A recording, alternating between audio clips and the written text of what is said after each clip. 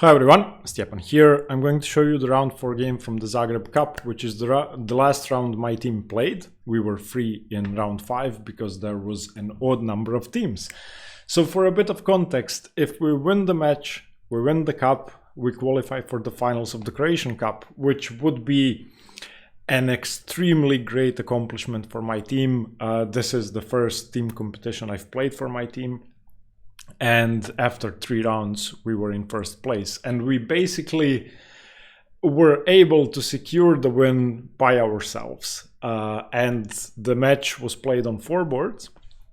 We were playing a strong team, Vrustun, and I faced a 2070 rated opponent on board 2. On board 1, my friend Matej, he's a FIDE master, played Cvitkovic, who you may know. I've played him a couple of times. A great player, 2150, but stronger than that and very tricky. So we had to win the match.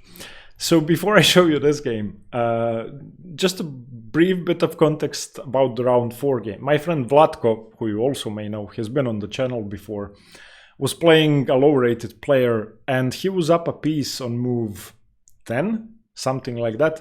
And we were all extremely excited. Okay, Vlatko is winning. We're gonna win the match.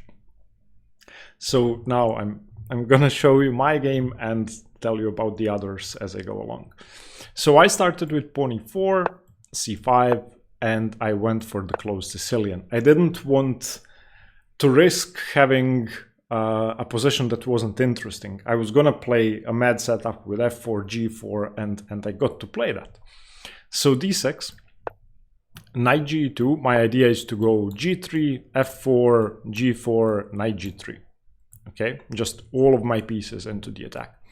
Knight f6, g3. And in my opinion, the closed Sicilian is more promising than the open Sicilian because you get a position with a closed center most of the time, and none of the pieces get traded off, and everybody's going to start attacking. Here's the thing though, in the closed Sicilian, black attacks on the queen side with b5, b4, and white attacks on the king side. So if you mess up as white, you're going to lose the a2 pawn. If black messes up, they get mated. Knight c6, bishop g2, and here my opponent played a very surprising move, bishop g4. And I've never seen that before. Usually people play g6. So I played h3, which is correct. The bishop drops back, which is correct. d3, g6. Now it's just a normal position with bishop g4, h3 inserted. So, okay. Castles, bishop g7, bishop e3. I want to create a battery with my queen. Castles, queen d2. Everything so far has been very normal. He played rook e8, which I didn't like, and it doesn't make too much sense. White should now be slightly better. So on board 4, Vlatko is a piece up, and he starts thinking, he goes into the tank, and he spent about 45 minutes or more on a single move when he was up a knight in the London system, and I started getting worried because he's notorious for his time trouble, and at that point he was down to like 20 minutes. So now I'm starting to get stressed. So I played f4, rook b8, makes sense, g4. Okay, so I just want to go f5, I want to blow open the position, and I want to mate my opponent. On round 3, my friend Daniel had an interesting position, but it wasn't at all clear who was going to be better. Matej and Filip Cvitkovic played a very interesting game, and again, we had no idea who was better. So I had an aggressive position, Vlatko was up a piece, so things were looking good. b5, knight g3. Before I play f5, I want my knight in the game. And also on b4, I want to be able to play knight c2. I don't want to go knight d1, so I'm freeing up a square. b4, knight c2 makes sense. Rook f8, so the rook went to e8 and then to f8. Rook a b1. I wanted to get off the diagonal away from this bishop, so okay. Queen a5, and queen a5 doesn't really do anything because black can never take the pawn. I played f5. If queen takes a2, I can win the queen 2 different ways. I can play e5 first, which is absolutely crushing. This is the engine recommendation. Or I can play what I would have played. which is just rook a1, winning the queen immediately. And on queen b2, I just go rook f b1, and that's it. I'm up a queen. So the a2 pawn is immune. My opponent played rook f c8.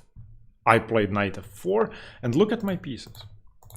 So at this point, my opponent was down a lot on the clock. I had more than an hour on the clock, and he was already down to something like below 20 minutes, maybe even below 10 minutes. He was using a ton of time because my setup looked very promising, and I was really happy.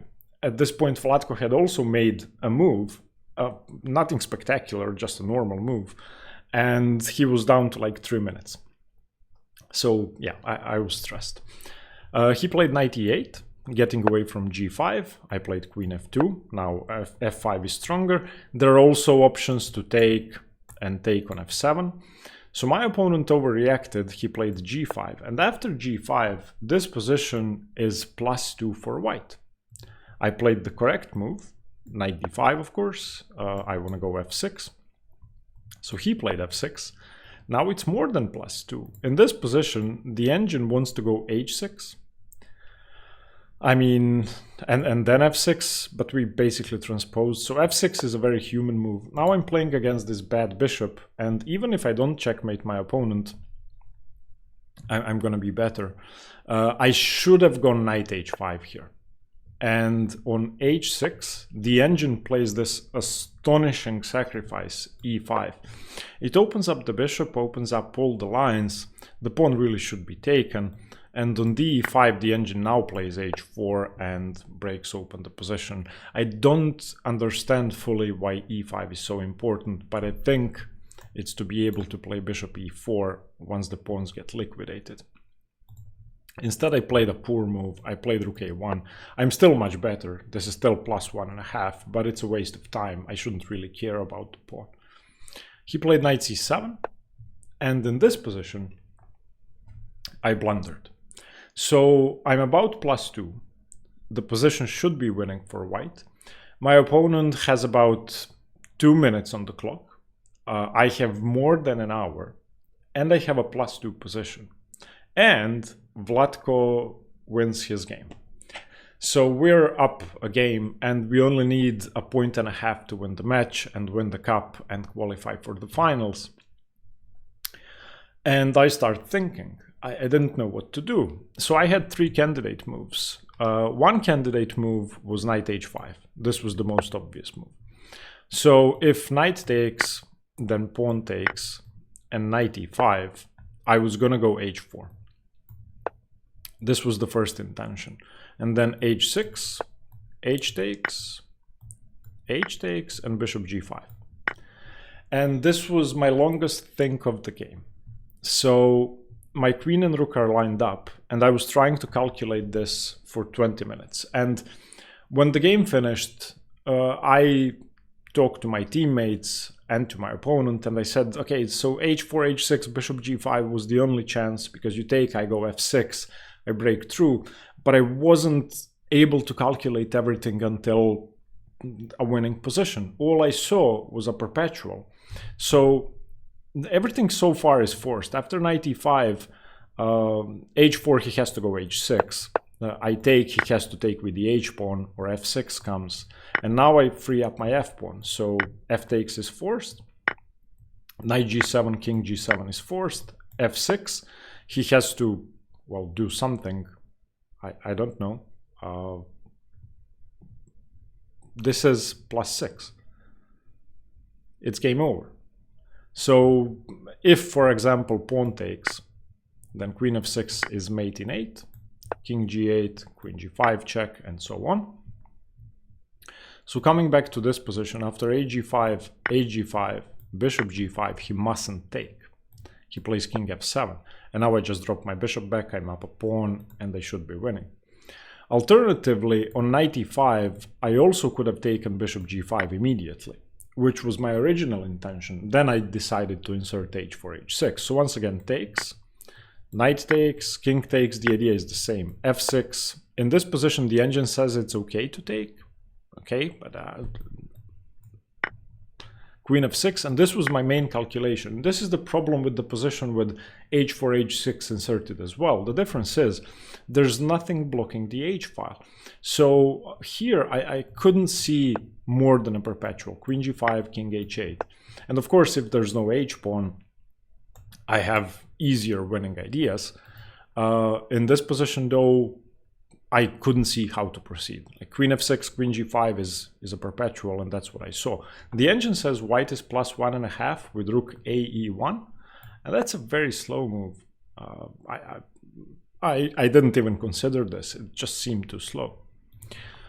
So basically, knight h5 followed by either h4, h6, knight takes, bishop g5, f takes, f6 was my idea. I wasn't brave enough to play it. My second candidate move was e5, and this I've considered briefly as a breakthrough. So on fe5, of course, I play bishop g5, and that's just game over. The knight cannot be taken, e7 is hanging, f6 is coming, game over.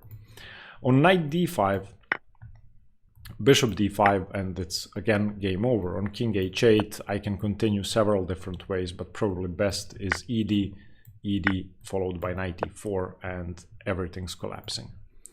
And on e5, d5, which is the most sensible move, I freed up my bishop and I still continue with h4, knight h5. I just have a diagonal for the bishop. But this was only briefly entertained, and my main candidate was knight h5. Instead, I thought, okay, I have a lot of time. My opponent has a bad bishop. Why would I trade that bishop? Let's trade the knight on c7, which is just bad. After knight c7, queen c7, the position is equal. Now, when I play knight h5 and he goes bishop e8, I don't know how to continue. I should have taken on g7, but I didn't really want to take on g7. So if the same idea, which I did look at again, so knight takes, king takes, h4, h6, hg, here, bishop g5, fg5, f6. If he takes, he is probably fine. King h7, I couldn't see more than a perpetual, probably e5 followed by bishop e4. But I couldn't see everything. He probably plays queen g7. I couldn't see a win here, so I didn't go for that. So I didn't take. Strategically, I thought this knight is good. I'm going to drop it back to g3. This bishop is always going to be bad. And that's correct. It's still equal. Bishop f7. Bishop f3. I wanted to play h4 and take and get my rooks to the h file. Knight e5, king g2. If he wants to take this bishop, I'd be very happy. It's a bad piece. He played queen d8, I played rook h1. He played king f8, running away. I played h4, he played h6, takes, and he took with the f pawn, which was really surprising, but it's good. So now I started setting up an exchange sack on h6. So king e8, rook h1, king d7. I wasn't really sure about taking at this point, so I didn't take immediately. Instead, I played a bad move, b3. And now, for the first time in the game, black has a slight advantage. At this point, Daniel drew his game on board 3. So either Mate had to win, and their position was... I didn't understand anything because I was focused on this. And my position was, well, getting away from me. My opponent played queen a5, and I didn't know what to do. At this point, my opponent was playing on increment, and I had like 10 minutes on the clock. So my time advantage was gone. I played f6, which is okay, still about equal. Bishop f6, rook h6, bishop e6, knight f5, rook g8. Now rook g8 is a mistake, but to understand why, you have to go over a mad engine line. I didn't even consider this as a viable option. I saw rook takes bishop, of course, but I did not see the follow-up. So on knight f7, you play knight h6, and of course rook h8 is played. And now after rook f7, bishop f7, knight f7, I just thought my knight's trapped. But the engine says white is better after e5, which is insane. And bishop d5. I never would have gone for this. There is just no way. But with the bishop pair and the passed pawn on e6, I should have an edge. Instead of that, I played bishop d1, which is absurd and just not a good move. Knight g6, the knight's coming to one of these two squares. Rook h7, not check, sorry, rook bf8. Rook 1 h6, king d8, king h1. I don't know why I played king h1 other than to get away from these checks and maybe to get my queen to h2. Now it's -1. Instead of, sorry, king h1, I should have gone d4, opening up the position. So now the a2 pawn actually is hanging. I don't have anything on the king side.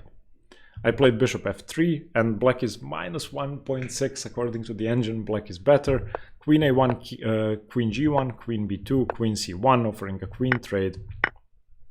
And I thought, okay, I'm fine. I'm gonna take on g5 or something's gonna happen.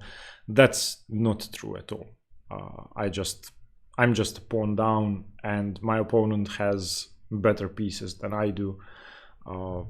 He played knight h4, which is a slight inaccuracy, but I had responded with an absolute blunder, taking and losing, not getting a losing position, but getting such a bad losing position that there was no counterplay at all after that. Fortunately for me, my opponent had no time on the clock, so neither of us understood what was going on. At this point, I had no time either. So on knight h4, I really should play knight takes e7. And after knight e7, bishop e7, rook e6, if he takes on f3, then I take on e7. So this should be okay. And I saw this, but I thought knight takes h4 was more precise. That's just wrong. And now my opponent has way more options. I played g5, which makes things even worse. And we actually agreed to a draw 2 moves later. So bishop g5, rook g5, and we agreed to a draw. To be honest, I have no idea who offered the draw. Since it's his move, I'm guessing he did.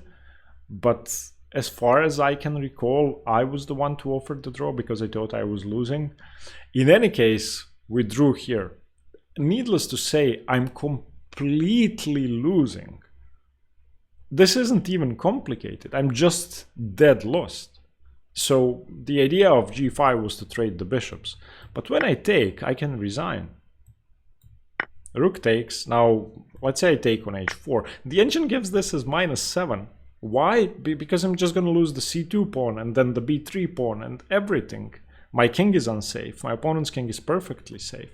So for example, rook f1 check, king h2, king d7, rook h6, and just check, just take everything.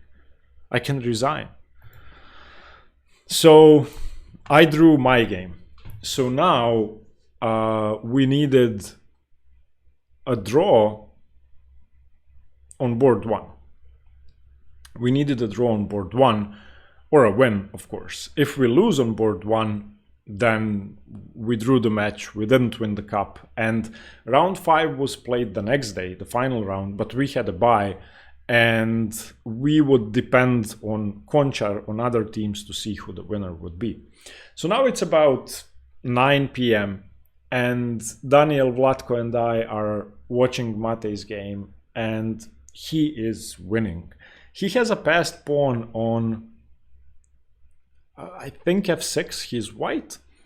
And he can play f7, sacrifice the rook to queen, because his rook was attacked somewhere on d1. I don't recall the exact position.